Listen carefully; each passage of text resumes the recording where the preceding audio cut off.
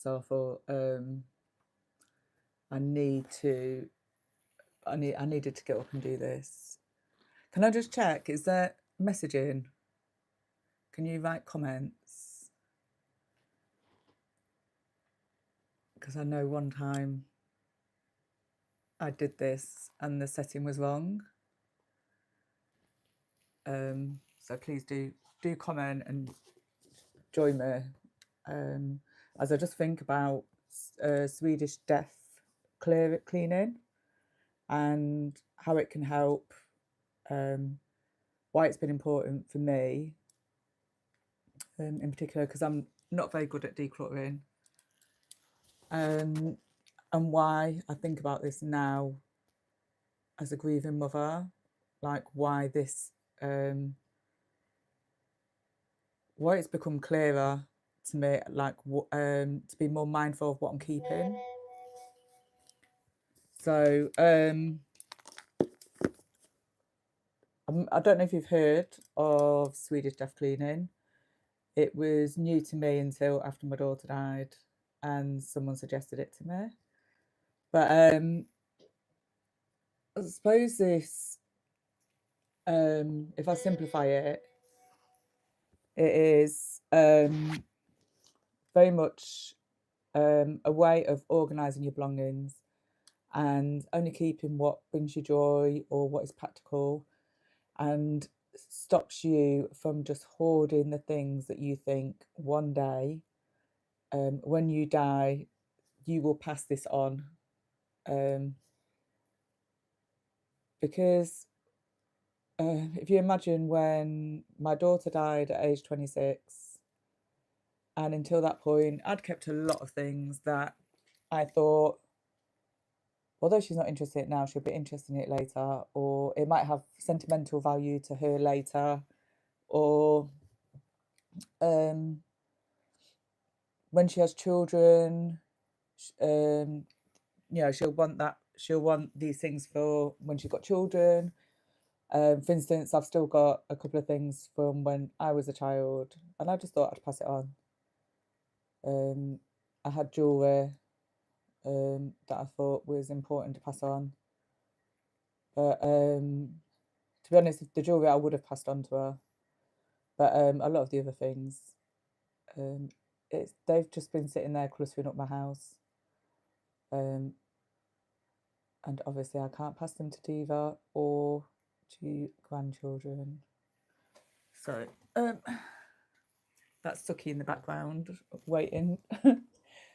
Well, I think she's just watching out the window, to be honest. I'm not getting up and to open the door because she'll just go, oh, so annoying. But yeah, if you've done Swedish death cleaning, please do let me know what your experience has been.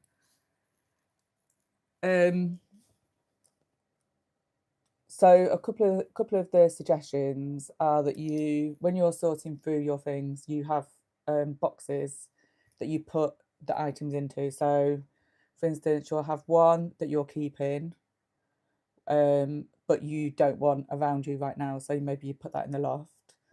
You have one that you'll give away, and one that you'll go give to charity. But when I say give away, I mean, instead of waiting until you're dead to give people things that are significant, that you think they will want when you're dead to remember you, it's good to give them these things while you're alive. And hiya, Sophie, hiya. And it's good to give people things when you're alive, but actually ask them, do you want this? It's not we just assume someone will want. Oh yeah, this person really admired the scarf. So yeah, they'd really want that scarf. Actually, they might not. Sorry, I've just knocked the mic off. But yeah, so yeah, it's important to have like open and honest discussions with people, because yeah, we can't read minds, and they could be thinking that they would really love a certain picture or item of yours that you're just tossing in the bin. But yeah, it's really important, and I think it's different to just normal decluttering, because when you're doing the Swedish death clearing, you've got it in mind that actually our time on whatever you believe, our time on earth will come to an end, and it kind of encourages us to reflect on what really matters. And also alongside this is important to have clarity when it comes to what our wishes are. You know, it's okay. Our wishes and even our own affairs. Like, honestly, if I died tomorrow, I don't know who'd be in trouble, but someone would be. They'd be like, "Oh my god," probably be my best mate, to be honest. But it's important that, you know, like your passwords. You know, imagine if you were to lose the passwords for your accounts on your apps on your phone that deal with finances, deal with insurance, bills and everything. Can you imagine the chaos? It's okay. Imagine the chaos, how hard it would be to deal with your day-to-day affairs if you had no access to it. And we got to think that we don't know when our time is going to come. And so we need some way of having that information together. I did come across this. I'll put it on my Amazon storefront as well. And I just thought it's hilarious. Sorry, it's your problem now because I'm dead. And it's an end of life planner. So it sounds quite morbid. I'm not planning anything, honest. But it is just to put things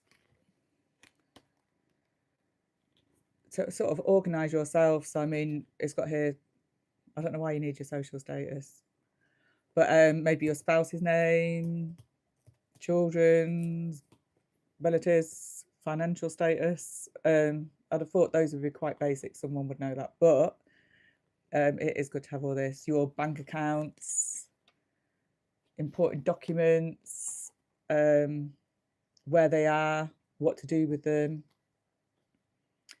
Your properties, I don't know whoever designed this book, because there's about 8 to 10 spaces for properties. Maybe one day.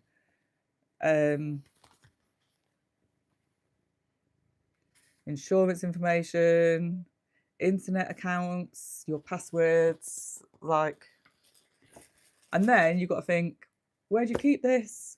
Because actually, if you've got all your passwords in here, the last thing you want is someone coming along and defrauding you because they've got all your passwords. But I mean,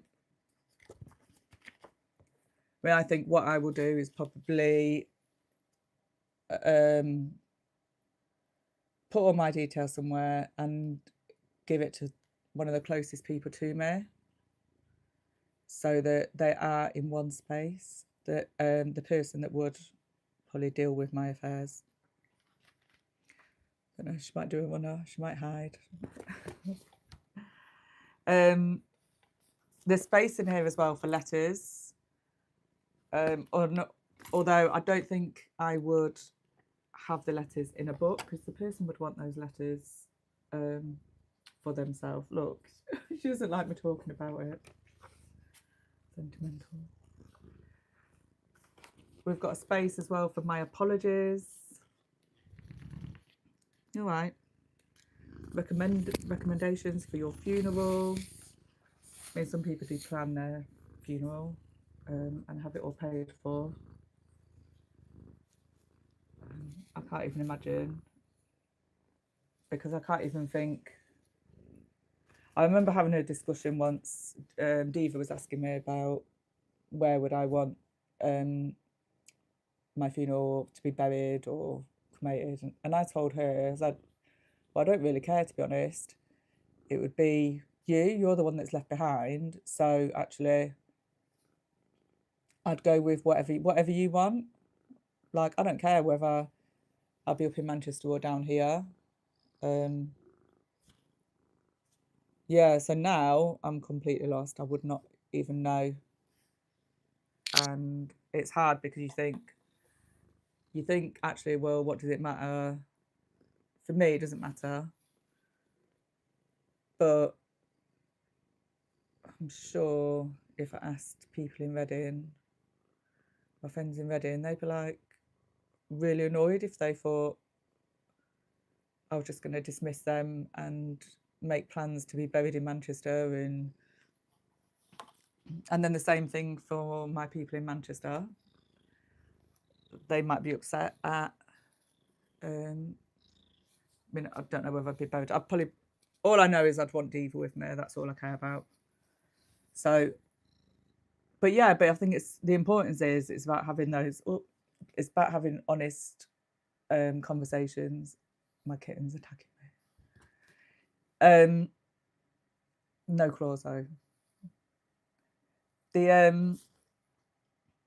So yes, I mean I think that's a good thing with doing Swedish death cleaning and using a book like this.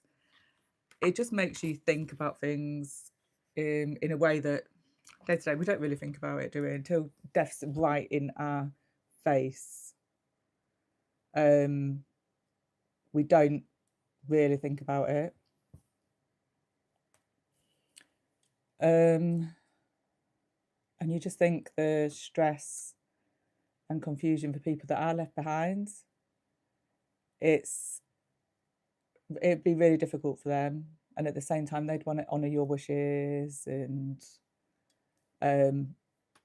how can they do that if they don't know where to start? So that really, really is really important. Sorry, Jay, what do you mean, sound challenged? It is quite challenging, to be honest, thinking about when you die.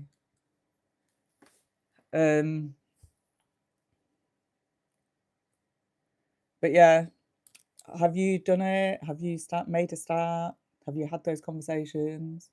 Because I know when Diva first raised it with me, I was like, why are you thinking about this? Like, I'm not dying for a long time. Like, it just didn't really seem to make sense to me. That's something that happens with old people. But actually, when you lose someone who's young, you realise your time could be sooner than later. I think before then, I had lost a friend young, but generally everyone that I'd lost was elderly. So, oh, Sophie. Yeah, you'd have a good party for me, wouldn't you? Make sure the band is there. And some good music. And I'd expect you dancing as well, Sophie. But yeah, I think it can be quite emotional going through this process. It's like the fear of the unknown, isn't it? Like there's a lot of anxiety around death, and it's not like a happy subject to be thinking about and talking about. So, you know, and the thought, I mean, there's within our friendships even, I'm sure there's loads of things that are left unsaid that we don't speak about. We might want to apologise to a friend that we never get round to before they die, because we just think there's always tomorrow, there's always next month. Yeah. So people that have lost someone always talk about regrets of things that they wish they'd said. So, but yeah, when I die, I don't want all the focus on, oh my God, what are we doing with this stuff? Where's this going? Oh, there's so much stuff to go through. I don't want people stressing when I die. I want people to be able to take what they like from my life and remember me in a positive way. But I don't want people like going, oh, who's going to deal with that room? Who's going to deal with this? Who's, you know, but also on the other hand, I was talking with a friend this morning, and she said that her granddad had done so much decluttering ahead of his potential life ending, that there's no memories there. His house or flat is quite bare, and when he goes, there's not a lot to take of his personality. So we don't want to do it too much the other way as well. I don't think that would happen with my house, actually. I've got little knickknacks everywhere and little memories of my travels, and my photo box. When Diva first died, I was going through it, but I didn't go through it and throw anything away. But now I feel like it's probably soon I need to go through it. There's probably photos in there of people I don't even know, people I haven't seen for a long time, people that are quite irrelevant to my life. But then there's probably other photos in there that are really important and spark happy memories. So yeah, I do need to go through that. But yeah, I think the important thing is about thinking of what do you want, and give what you don't want to people who maybe need it now. What good is it in your loft when actually someone could do with it now? But yeah, so I put both in my both of these books in my Amazon storefront. So we've got The Gentle Art of Swedish Death Cleaning and Sorry, it's your problem now. Honestly, I'll be really sorry for anyone who was left with dealing with my house. I'm sure it'd be a joint effort. But yeah, like please do think about it. If you're someone that knows me in person and it sparked a thought for you of something that a conversation you'd like to have with me, let's have it. Let's have that conversation, because we never know when it's going to be our time for either of us. So, and it says, yeah, please do check in with me regularly, because actually I've got 2 boxes and a bag there waiting to go. I know Sophie's already told me you want some bracelets that were there. But yeah, I'm decluttering. Stuff is going, because there's a possibility I might move. There's the fact I want to go abroad more. I want to do things, but I also want my space here to feel more comfortable. So I'm actually decluttering for a number of reasons. Yeah, so let me know how you get on with decluttering and organising your plans for what's important to those left behind, how you can help those left behind if the unthinkable happens, because we just don't know. Yeah, I'm going to finish up now. Thank you so much for joining and listening to me ramble. I feel like that's what I do sometimes. I just ramble. But I hope you've got something out of it. And if you have any questions, just comment and I'll let you know what I know or find out for you. Or if you've got any suggestions of any other tools that you've used to help you declutter or put your affairs in order, or even maybe another YouTube channel or podcast that's helped you, giving you some good advice, because honestly, I need all the advice I can get. So thank you so much and take care. Have a good day. Thank you so much for listening and joining me today. Okay, bye.